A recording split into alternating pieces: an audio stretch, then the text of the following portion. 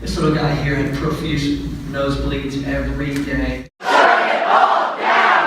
A message for California lawmakers. The Aliso Canyon problem is not over. Another child has been diagnosed with a rare cancer. What you are about to see is from after the SoCalGas Blowout facility was declared safe. Our house moved and our school moved. Shut it all down! My children have moved out of our house.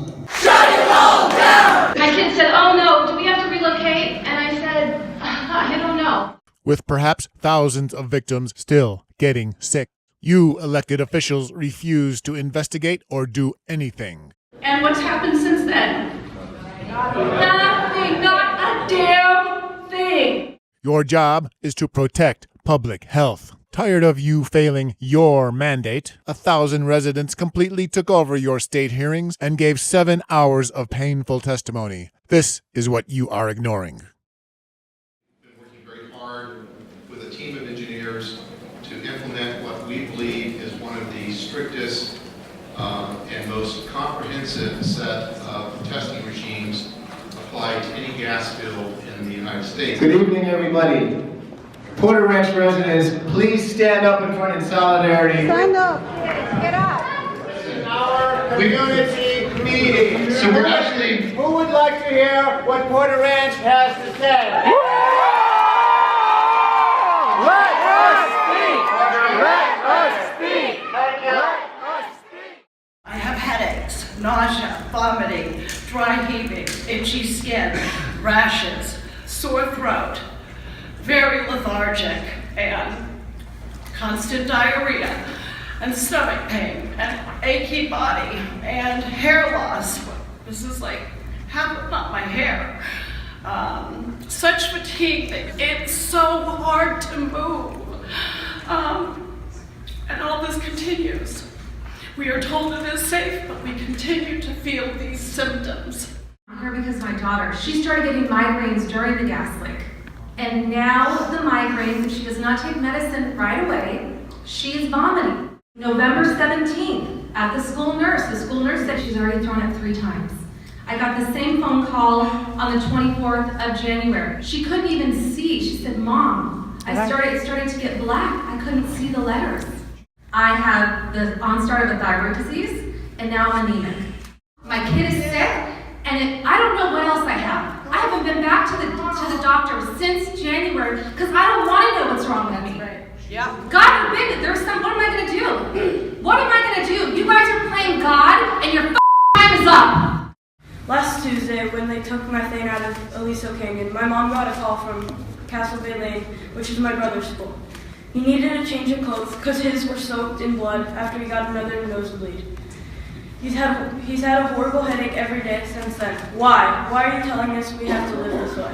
Are you really asking us just to go out quietly and accept that this is our life? Keep it close and never let this happen to me or my brother or any of these people again. This little guy here had profuse nosebleeds every day, in the middle of the night, rushing into his room, sheets full of blood. And I went to the pediatrician in the area that he goes to, and I said, "What's going on?" She goes, "Oh yeah, I get tons of kids in here with bloody noses." And I said, "Well, why is it? Why is it? Why are they getting bloody noses?" She goes, "Because you see, what's in the air," she said, "elongates the proteins in the blood, and the blood is not capable of clotting. And that's why all of these kids are bleeding profusely from their noses." My children were affected both physically and emotionally by this gas poisoning. They were harmed in ways that are criminal in nature. The 4 of us have had levels of benzene and styrene in the 95th percentile. And we did not live in Porter Ranch. We lived in Northridge. I must inform you that just because you didn't do these tests, this is for all of you here, these poisons are still in you, and they will cause problems later on. Benzene was determined to be a class 1 carcinogen in 1928. This means that it's a cancer-causing agent. I believe that everyone in this room suffers from post-traumatic stress disorder because of this event. I have continuous nightmares about SoCalGas. I have tremendous anxiety about what the long-term health effects are of being exposed to chemicals that we don't know and that we do know. Every time I log onto Facebook, I see another child that's been diagnosed with a rare cancer. Just recently, a 7-year-old little girl, same age as my son, and I broke down in tears. Are we next? Am I going to wake up tomorrow and find out that because my son has a sore ankle, I take him to the doctor, that he's now got leukemia too? The worst part is watching our kids suffer. Recently, I was driving up Tampa and Cessna to take my kids to school, and we were assaulted by the stench again of the gas. My kids said, "Oh no, do we have to relocate?" And I said, "I don't know." The coughing, the headaches, the fatigue, and everything, the muscle pains and all the stomach aches. We're going to be like the firefighters in 9/11. We're going to suffer these things for years to come. Since SoCalGas declared on November 1st, 2016, Aliso Canyon facility is safe and ready to open, my health symptom hasn't reflected anything about safe. On November 4th, I have a nosebleed. November 8th, I have a nosebleed twice. 21st, joint ache everywhere. 23rd, runny nose, sore throat, joint muscle ache. 24th, sneezing, runny nose. My cat had a bloody nose. 29th, nosebleed. December 3rd, nosebleed. Joint muscle ache everywhere. December 6th, runny nose, stuffed nose, bloody mucus. 7th, ache everywhere in my body. 12th, nosebleed, joint muscle ache everywhere. 13th, nosebleed, blurry eyes. 22nd, nosebleed. 27th, nosebleed, sneezing, runny nose. 28th, nosebleed, my cat has swollen eyes. 29th, blood in my urine. January 2nd, nosebleed. 11th, joint muscle ache everywhere. 12th, nosebleed. 14th, swollen lymph node. 15th, nosebleed. 29th, nosebleed. February 1st, I have a nosebleed. And this morning, I have a nosebleed. Why can't you say this is the safest facility? I suffer from shortness of breath, difficulty breathing, chronic coughing, wheezing, a scratchy throat, dizziness, lightheadedness, loss of coordination, chronic fatigue. I wake up in the morning feeling like I have been drugged. Now I'm experiencing identical symptoms. And like many of you, I didn't realize that the symptoms I was having had to do with the leak and the well. And I have intolerable nausea, horrible rash on my legs, arm, back, chest, scalp, and everyday itch, itch, itch. Depression, post-traumatic stress syndrome, seeing a therapist, dry burning eyes, dripping nose and throat, horrible dry skin, headaches, finally fired from my job of 26 years because I could not work. When the headaches are really powerful, they come and then I get very dizzy. And then I start throwing up. And then I dehydrate. And all my liquids come from my body. And then I go on the floor. I live by myself. And then I start swimming on my own liquids, on my own vomits. Looking for a phone to call 911.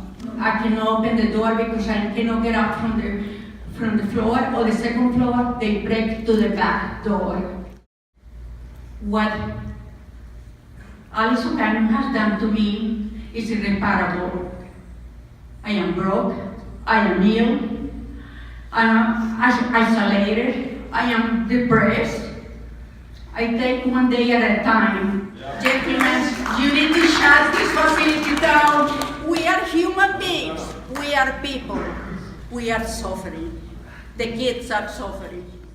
The bloody noses, severe headaches, rashes, coughing, fatigue, sore throats, dizzy spells, sleepless nights. I had gone to various doctors, internists, ENTs with my bloody noses, cardiologists, and as of yesterday was advised by my nephrologist to take an ultrasound on my kidneys and bladder. Our symptoms just continued. They're still continuing right now. My children have moved out of our house and are very concerned about our long-term health as everyone else has. My dad has passed away. My neighbor has passed away. We don't know why. And you know how much that hurts not to know why? So when you're sitting in this room and you're hearing us all cry our woes, you know what? I miss my dad. I'd really like him back, and I'd really like to know what happened. And I'm not the only one. There were plenty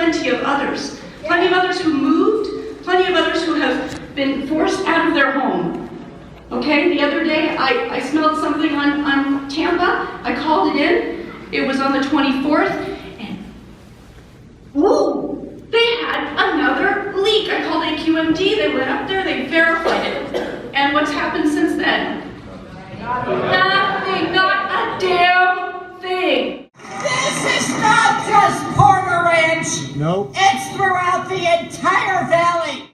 A week and a half ago to 2 weeks ago, at 6:30 in the morning, my husband woke up with uncontrollable bleeding. He went to Northridge Hospital. They don't give a damn that we are poisoned. Show it to these guys. Show it to them. They don't give a damn about you or the thousands of people who have been poisoned. This is an outrage that in our free country that we can allow you liars to tell us that this has stopped leaking. It's a goddamn lie. It's all bullshit. I've become so sick from the chemical poisoning, which continues daily without explanation, that most days I am too sick to function. My doctors tell me, no more windows or doors open. No more aerobics in Porter Ranch. No hiking, no biking, no walking. And the leaks continue, and if the leaks continue, you will not get better. Leave. Can you imagine? Over a year of being sick, so sick you can't function in your own home, getting ill to the point of vomiting in the kitchen sink, often due to just stepping out in the yard of your dream home. This is now my life in Porter Ranch. Shut it all down! Shut it all down! Shut it all down! Shut it all down! Shut it all down! Shut it all down! Shut it all down! Shut it all down! Shut it all down! Shut it all down! Shut it all down! Shut it all down! Shut it all down! Shut it all down!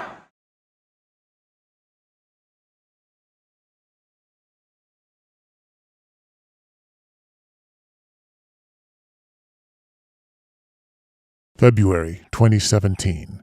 Over 50 people, 2 nights, 7 hours of gut-wrenching testimony by the victims of the October 23, 2015 gas well blowout at the Southern California Gas Aliso Canyon Storage Facility, bordering the Los Angeles suburbs of Chatsworth, Northridge, Granada Hills, and Porter Ranch.